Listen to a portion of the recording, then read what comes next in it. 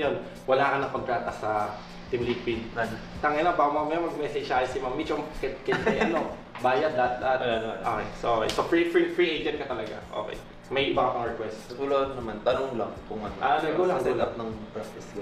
Ano yun? Kasi sa ngayon, tol, ibabatak mo muna. Kasi sabi mo sa akin, hindi ka batak. So, ibabatak mo muna. Pagka nakita na nag-25 RG ka a day, 5 days, or 3, 4, gagawa na kami ng schedule ng practice mo.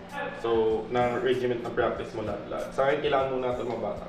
So, Benny pag alam mo lang yung rules namin dito, kung ano yung nag-i-stay sa bootcamp, stay lang talaga sa bootcamp. Ang hanggat makakaya, what happened here, stay here lang talaga, walang lalabas.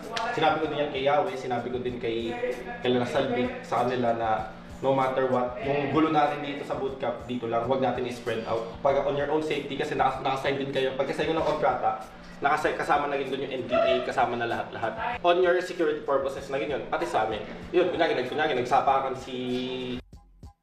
which is munti ka na. Nabalitaan mo ata, o nandito ka nun. Munti ka na tol. Hindi lumabas sa kahit ano. Hanggang doon lang, so if possible talaga, sa atin lang yung gulo. Kaya hindi din pumangit yung image nyo, pumangit yung image ni TNC on that side. Tapos yung contract mo, anong gusto mo? 6 months o 1 year? Depende sa akin. Decision mo. 6 months. 6 months, okay. Taga may choice ka. Pag di mo gusto dito, pwede ka na fly butterfly sa ibang org.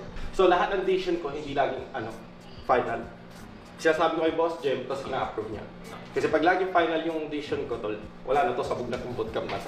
Bago ka mag-sign ng contract mamaya or the next day, tignan mo talaga kung gusto mo dito. Kung environment mo to, malay mo, hindi mo pala gusto dito. Nag-tie ka lang sa amin ng di ba? Pero okay ka naman sa mga player. Saan yung kama mo? Sa baba sa taas? Taas. Wala, no choice ka na. Huli ka na Huli ka na Dapat talaga yun Ayun lang, Benny, super strict namin sa RG, pati sa screen. If ever mag-RG ka, prefer ko mag-live ka. Sayang din yun. Exposure sa'yo, dadagdag yung following mo. Mas maganda yung benefits na makukuha mo on other. Sabihin natin, after 6 months mo dito, mataas yung following mo. Mas mataas yung offer sa'yo. Benny, if gusto mo